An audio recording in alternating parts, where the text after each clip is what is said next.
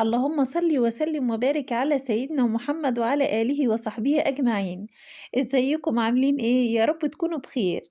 المعمولة دي بقى من ألذ الحلويات اللي أنا بحبها، يعني بموت فيها كده. طعمها لذيذ جدا ومش مكلفة خالص، يعني حاجة كده دقيق ومية وهنعمل أحلى صينية معمولة. طبعا الشرقوة هم أكتر ناس مشهورين بالمعمولة. طريقتها سهلة جدًا وبسيطة يا جماعة ومش مكلفة خالص، خالص، وطعمها لذيذ جدًا، يعني هتقومي تعملي أحلى صينية حلويات كده من غير ولا أي تكاليف خالص، بالمقادير كلها موجودة في البيت. ندخل بقى على المقادير بتاعتنا ونشوف هنعملها إزاي. معايا 4 كوبايات من الدقيق، وكوباية زيت، وهنحط طبعًا باكة الخميرة الفورية فوق ال4 كوبايات دقيق، ورشة ملح كده، يعني ربع معلقة ملح صغيرة أو أقل كمان، وكوباية الزيت بتاعتنا طبعًا هنحطها برضه فوق الدقيق، وهنخلي الدقيق بقى يشرب الزيت كله، وبعد كده بقى هنعجن بالمية الدافية اللي أنا راكناها على جنب دي. ما ننساش يا جماعة إحنا حطينا معلقة سكر كبيرة على الدقيق. طبعا انتوا عارفين الخميرة بتتفاعل بالسكر والمية الدافية.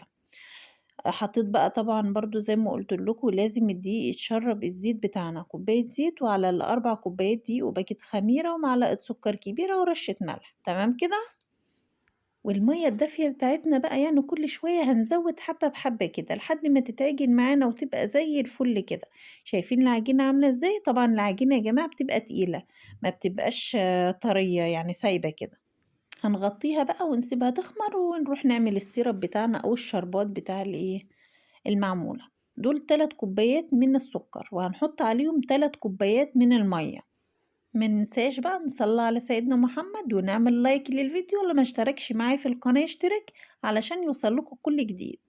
هنحط بقى رشة من الفانيليا، وأول ما السيرب بتاعنا أو الشربات بتاعنا يغلي نحط بقى عصرة ليمونة. شايفين يا جماعة؟ يغلي علشان نحط عصرة الليمونة، ما ينفعش نحطها قبل ما يغلي علشان ما يسكرش منه. وهنسيبه بقى على النار كده لحد ما يوصل للقوام اللي احنا عايزينه، اللي هو لازم يبقى سيرب تقيل او الشربات يبقى تقيل مش بيبقى خفيف زي البسبوسة. هو كده قرب يتقل معايا، فانا هفصل بقى عليه النار شوية كده وهفصل عليه النار واركنه على جنب يبرد. هنعمل بقى الحشوة بتاعة المعمولة، اللي هي ربع كيلو سميد او كوباية سميد كبيرة، عليها كوباية من السكر، وعليها 3 معالق كبار من القرفة، ومعايا كوباية من المية علشان خاطر بس هنقلب الأول المقادير الجافة مع بعضها كده، وبعد كده هنحط شوية مية صغيرين بشوية صغيرين كده وهنقلب في السميد ده كويس جدا لحد ما يوصل للقوام اللي انت هتشوفيه دلوقتي. بس يستحسن يا جماعة الخطوة دي ما نعملهاش غير لما العجين يخمر الأول، لأن أنا بيبقى ورايا حاجات كتير بعملها، فقلت يعني بما ان العجين لسه ما خمرش والسيرب لسه ما بريتش، فقلت اعمل الخطوة دي واخلص المعمولة، يعني اخلص المقادير بتاعتنا كلها وركنتها على جنب كده. لازم يوصل للقوام اللي انتوا شايفينه ده يا جماعة. بس أنتِ ما تعمليش الخطوة دي غير لمّا العجين بتاعِك يخمر، وإنِّك هتحطيه بقى في الصينية وكده.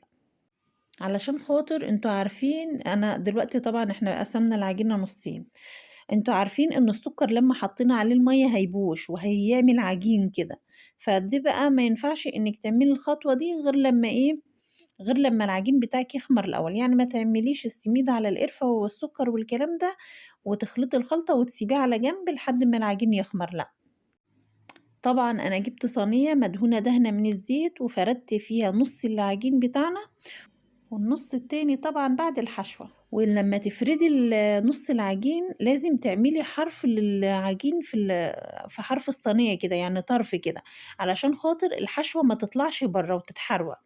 طبعًا أنا فردتها زي ما أنتِ شايفة كده، تفرديها كويس علشان خاطر يبقى الأماكن كلّها فيها سميد بالقرفة والسكر، طعمها لذيذ جدًا يا جماعة والله بجد، أنا باحبها أوي إن كان عليَّ يعني.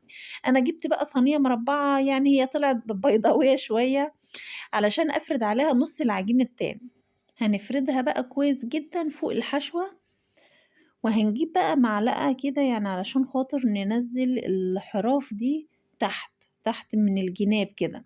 هننزّلها، مش هتعرفي بقى تعمليها بإيديكِ كده، لازم معلقة زي ما أنتِ شايفة كده هتعملي زيي بالضبط، ضهر المعلقة للعجين ووشّها للصينية برّه، وهتنزلي كده هتلاقي العجين ينزل يعني الطبقة اللي في الآخر دي هتنزل تحت وهتتساوى بين الطبقة التانية وهيلحموا مع بعض.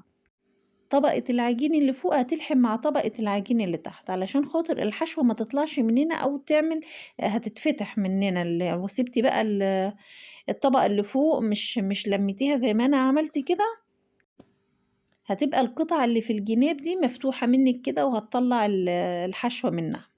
أنا كده بقى خلصتها وبرضو بضغط عليها بإيديا كده لحد ما تتفرد كويس في الصينية زي ما وكده خلصت معايا. نجيب بقى بيضاية يعني، وهنحط عليها رشة فانيليا ومعلقة خل صغير علشان زفرة البيض، معلقة خل صغيرة.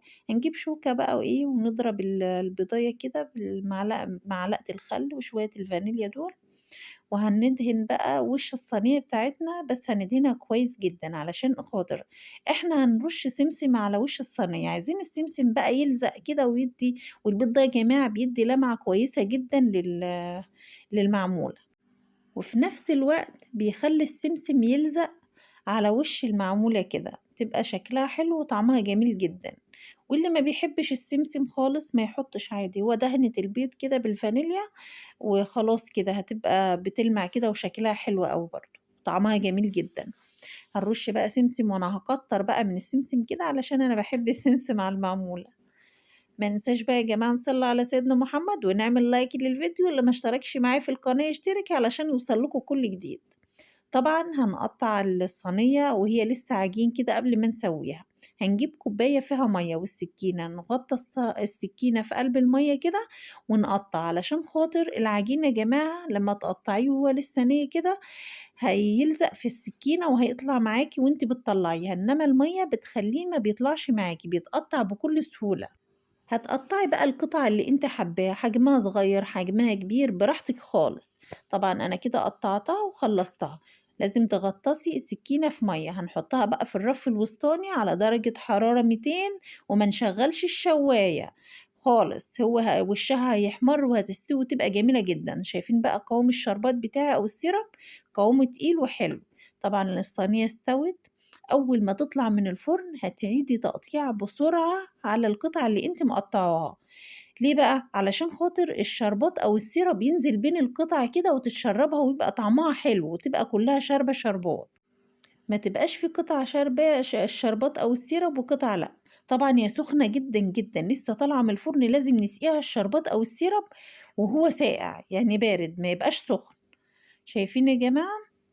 طعمها والله بيبقى لذيذ جدًا فعلًا يعني، وحاجة كده مش مكلفة، هتعملي أحلى صينية من غير أي تكلفة خالص يعني. 4 كوبايات دقيق وكوباية سميد هتعملي صينية زي الفل، حاجة حلوة الولاد كده يفرحوا بيها، وأنتِ كمان يعني أكيد بتحبيها، ما هو مش كتير أوي اللي ما بيحبوش المعمولة بصراحة يعني. هنقطّع بقى قطع كده وهنطلّعها كده ونشوفها عاملة إزاي.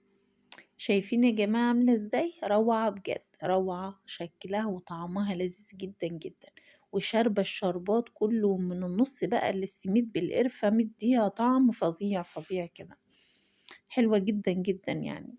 حاجة كده سهلة وسريعة ومش مكلفة خالص، هتعمليها مش هتاخد معاكي 10 دقايق. شايفين يا جماعة عاملة ازاي؟ تجنن، طعمها وشكلها فظيع. مننساش بقى نصلي على سيدنا محمد ونعمل لايك للفيديو، اللي مشتركش معايا في القناة يشترك علشان يوصلكوا كل جديد، وبألف هنا وشفا للي يجربها.